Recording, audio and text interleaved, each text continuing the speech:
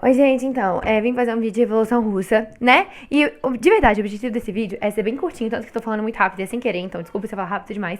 Mas é porque, um, eu não tenho tempo, dois, tem muito vídeo longo na internet, só fazer o quê, né? Vamos lá. O que tava acontecendo na Rússia pra gente ter tido uma revolução lá? Seguinte, tava tendo o czarismo, primeira estrutura política, né? Tinha o czar, que é como se fosse o rei absolutista de muito tempo. O czarismo é como se fosse é um governo autoritário, né? De um rei, de um monarca, que se equipara ao absolutismo que a gente teve na Europa principalmente ocidental, há muito tempo atrás. O que é muito interessante pensar. Porque se a gente for olhar, por exemplo, na França, na Inglaterra, na Espanha, teve esses governos absolutistas que foram derrubados por uma revolta da população que começou a pensar que ele não devia obedecer só aos princípios dele, sim obedecer à população. Só que a diferença entre essas revoluções que teve, por exemplo, a Revolução Burguesa, né, na França e a Revolução agora na Rússia, a gente vai ver pela história que os motivos são praticamente os mesmos, só que eles são movimentados por ideais, porque sempre a elite intelectual vai fazer isso. Inclusive, se der tempo no final do vídeo, eu vou fazer uma reflexão sobre, porque essa matéria, né, de Revolução Russa, de independências, enfim, é a que eu mais gosto de estudar, porque tipo assim, simboliza também o que história significa. E aí a gente consegue entender que, assim, a única diferença entre esses governos, eles eram todos ruins, eles eram absolutistas, etc. E as pessoas movimentadas por ideias que estavam no ápice nessa época, fizeram revoluções, tanto a Revolução Burguesa, que colocou o capitalismo, quanto a Revolução Socialista, que colocou o socialismo. Mas é sempre sobre a mesma história, de que tem uma coisa ruim, um rei ruim, e que tem que melhorar. Mas, enfim, tava tendo esse czarismo, que é absolutista, né? E aí, absolutista é um termo que a gente usa pra esses governos que eu falei. Então, na verdade, ele é autoritário. E aí, com isso, a gente tinha uma nobreza privilegiada, uma aristocracia, enquanto a população era explorada. Além disso, a Rússia era agrária. Inclusive, mandaram uma carta pro Marx nessa época e falaram assim: Marx, o que você acha que acontecerá? Aonde você acha que acontecerá a Revolução primeiro? E Marx falou: na Inglaterra, que está industrializada. Aí eles falaram: mas e a Rússia? A gente está querendo fazer uma revolução aqui. E ele disse: não iria funcionar. Porque a teoria de Marx mesmo não achava que seria em um lugar agrário que aconteceria a revolução. Eu vou me deter um pouco na teoria, mas no final. Primeiro eu vou contar a história inteira e depois eu vou falar sobre o que é socialismo, o que é esse marxismo e etc. Mas enfim, só coloca na cabeça que Marx, inclusive a teoria dele, não achava que seria em um lugar com tecnologia muito. Que seria com um lugar muito tecnológico e industrializado. Não seria em um lugar agrário como era a Rússia. Inclusive, por isso que a gente vai ter uma briga entre bolcheviques e mencheviques depois. Inclusive, tô misturando muito, tanto de matéria. Espero que dê pra entender. Ok, economia agrária, ou seja, população maioria rural, muito pobre, sem acesso à educação, sem consciência de classe, que é inclusive porque Marx achava que não ia acontecer essa revolução, e explorada. A gente tinha atraso tecnológico, extrema pobreza e ausência de liberdades por causa desse regime. Ou seja, o país estava ruim. Entendeu? Aí que começa a se contentar. A situação está ruim pra quem mora na Rússia nessa época. Só que ele fala: ok, tá ruim. Mas aí quando acontece uma coisinha, fala: putz, agora tá muito ruim. E que coisinha que foi essa? Foi a guerra entre o Japão e a Rússia. O Japão estava se industrializando, a era Meiji, queria uma parte da Rússia, que no caso era a Manchúria e as Coreias. Rússia falou, Japão falou, e foi lá pegar essas áreas. E no final, Japão ganhou. O que isso deu? Primeiro que, com o Japão, com a guerra em si, a gente tem pessoas morrendo, pessoas com fome, muito dinheiro mobilizado para essa guerra. E aí o povo que já estava triste ficou pior. Segundo, que a gente tem uma moral muito baixa do exército russo, o que é muito importante para a revolução. Porque primeiro muita gente morreu, então a gente tá triste, etc. Mas segundo, a gente vê esse exército russo, desse país gigantesco, invencível, do czar, tá perdendo para um país pequenininho tipo o Japão. Será que esse exército é tão forte assim? Será que a gente mesmo não conseguia derrubar ele, não? Então aí já vem essa ideia, essa moral baixa, e aí tem esse descontentamento. Já tava ruim, ficou pior com a guerra. Acontece o quê? O Domingo Sangrento. As pessoas vão falar: não tá bom, czar, por favor.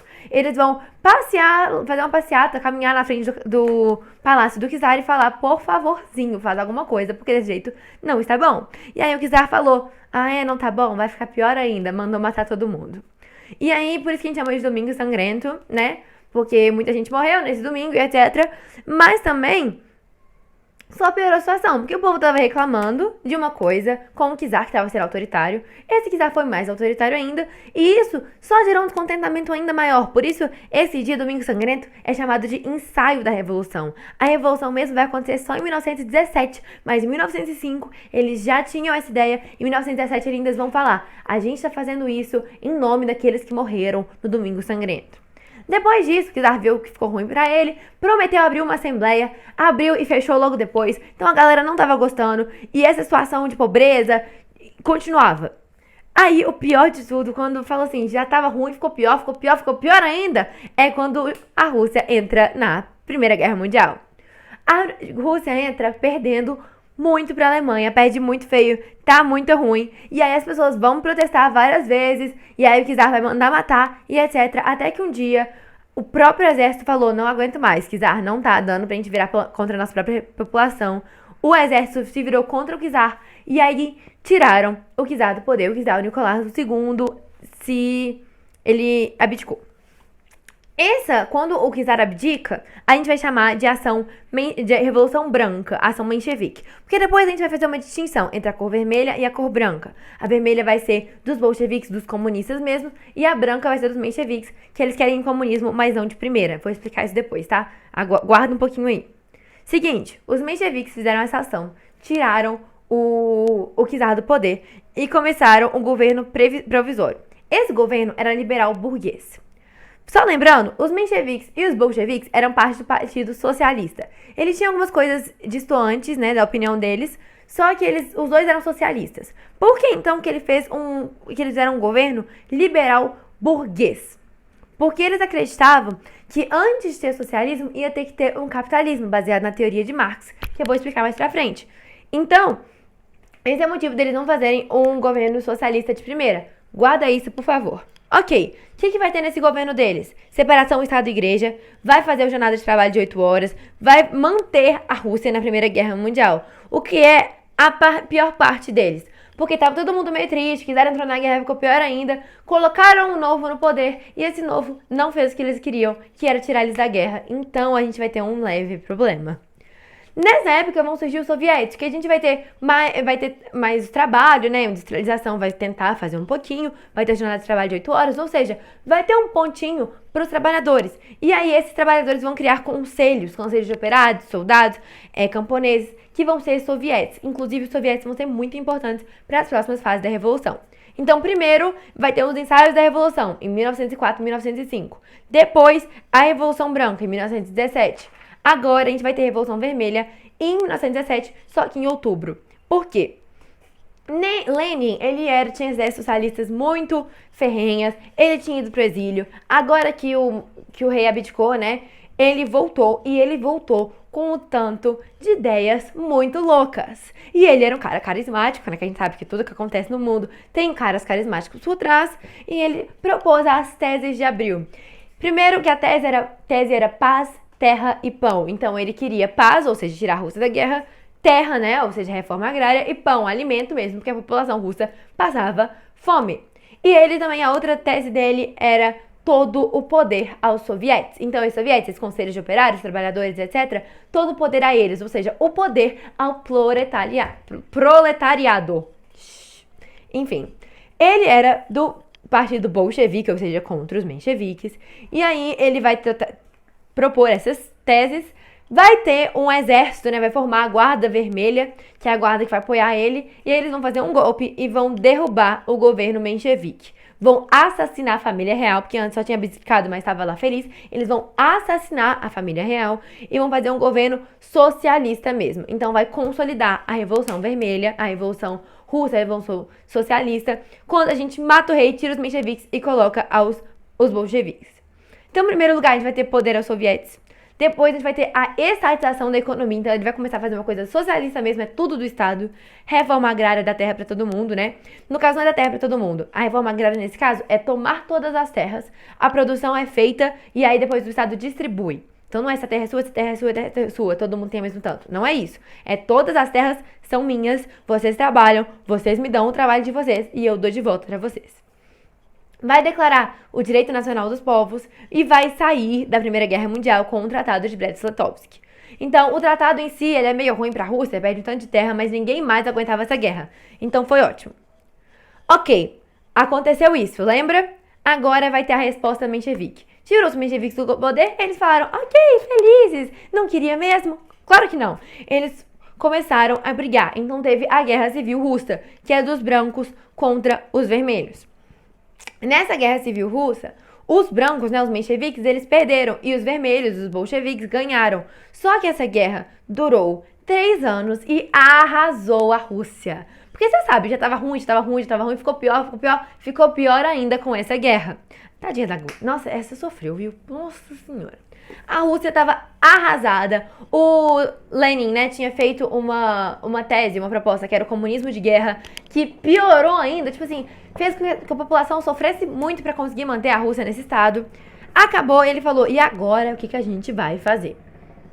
Seguinte, o que ele vai fazer para recuperar a Rússia dessa guerra civil é a NEP, a nova política econômica.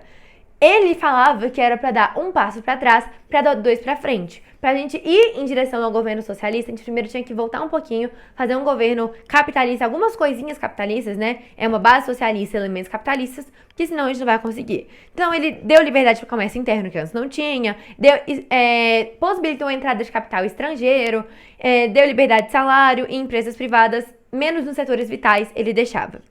Além disso, a gente teve a Gosplan, que é a Comissão Estatal de Planificação Econômica, e formou a União das Repúblicas Socialistas Soviéticas, ok? Então, basicamente isso. Depois, a gente teve o stalinismo. Seguinte, Lenin tava lá, fez essas coisinhas, morreu. E quando morreu, quem vai assumir? Tava em dúvida entre Stalin e Trotsky.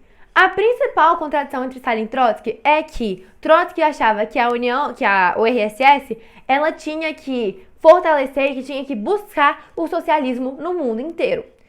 Enquanto o Stalin achava que a gente tinha que primeiro focar no socialismo só na Rússia. Enfim, esse era o principal argumento deles, né, a principal proposta dos dois. Acabou que quem foi escolhido foi Stalin. O Trotsky teve que correr, fugir, vazar. Inclusive foi morto no México, foi amante da Frida Kahlo, enfim. E Stalin assumiu. E Stalin era louco, louco, louco. Ele vai fazer um regime totalitário. Ele vai ter essa ditadura totalitária que vai eliminar a oposição, vai ter expurgos, prisões, tortura, controle do ensino das comunicações, culto ao líder, né? Então Stalin vai ser o pai de todos, pela propaganda, controle da arte, que vai ser o realismo socialista, né? Vai ter o terror político, o grande terror que a gente chama, que vai ser com os processos de Moscou, que vai, tipo assim, prender gente, matar gente todos os dias, sem processo. Vai ter a russificação da União Soviética inteira. Então, todo mundo vai ter que agir como os russos, né? Apesar de ser um país muito grande, inclusive depois a União vai ser gigantesca, todo mundo tem que agir nos modelos russos. E vai ter a burocratização estatal. Ok?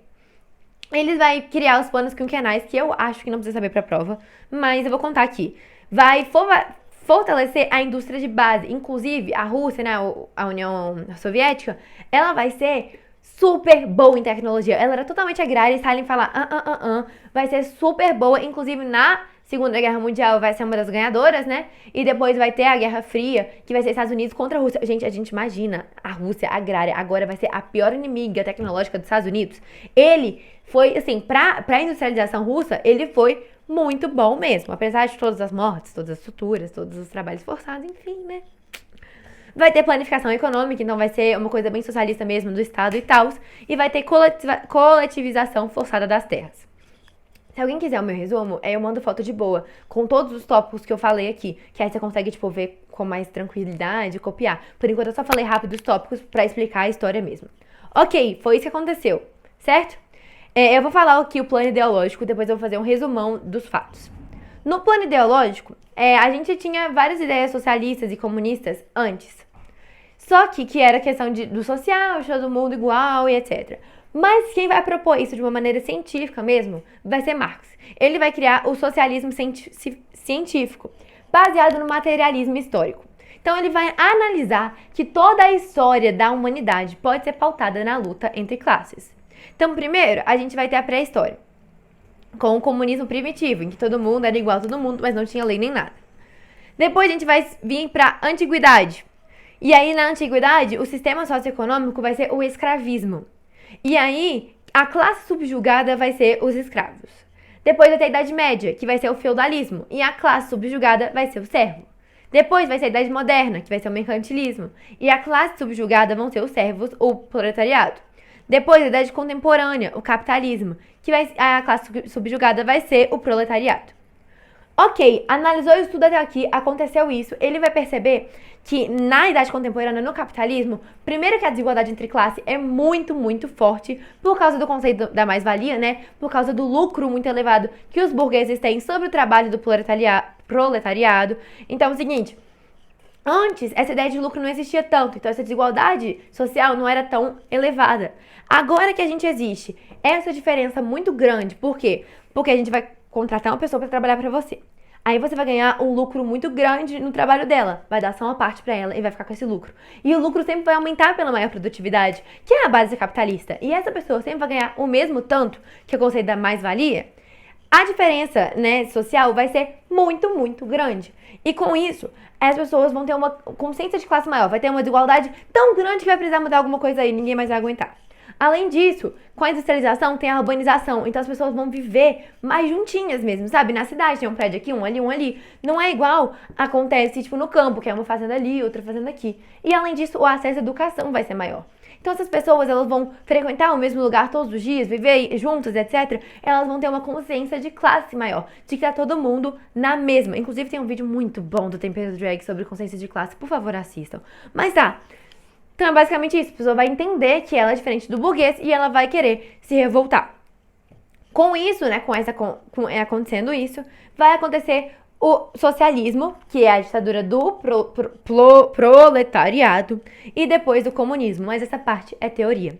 Ele fala que o comunismo vai ser quando todo mundo for igual, todo mundo entender que o trabalho dele é importante para fazer as coisas funcionarem, não vai trabalhar para o lucro, não vai trabalhar para o individualismo, vai trabalhar porque tem que todo mundo trabalhar mesmo.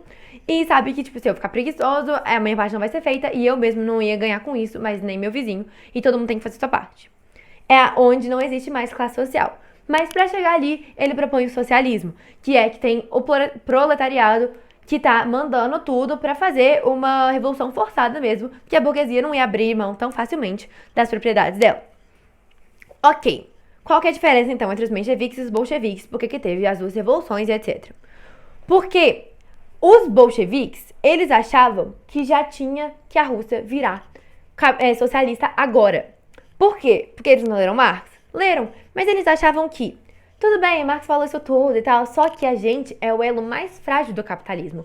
A gente tá no capitalismo, a gente tá em dinheiro, só que a gente tem um elo frágil, ele não tá tão consolidado assim, igual na Inglaterra, igual na França, pra gente, porque não tá tão consolidado, então é mais fácil de ser destruído. Enquanto os mencheviques falaram, a gente tem que esperar mais ou menos uns 100 anos até que o capitalismo, até que a gente vire capitalista mesmo, e aí aconteça o que o Marx falou. Por enquanto, a gente só tem que tirar o czar do poder, fazer uma democracia, e aí depois o socialismo acontece com os cursos da história. Então essa é a principal diferença entre os mencheviques e os bolcheviques, ok?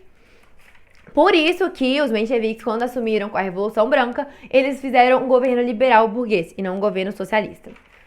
Agora eu só queria dar uma tipo, viajada mesmo, que é tipo assim, olha, a gente tinha problemas muito parecidos se a gente for comparar, por exemplo, a França, né, o absolutismo francês, o rei Luís VIII, sei lá, Luís VII, eu acho, que ele tava lá, absolutista, uma população totalmente subjugada, uma nobreza muito rica e muito valorizada, enquanto a população tava lá passando fome.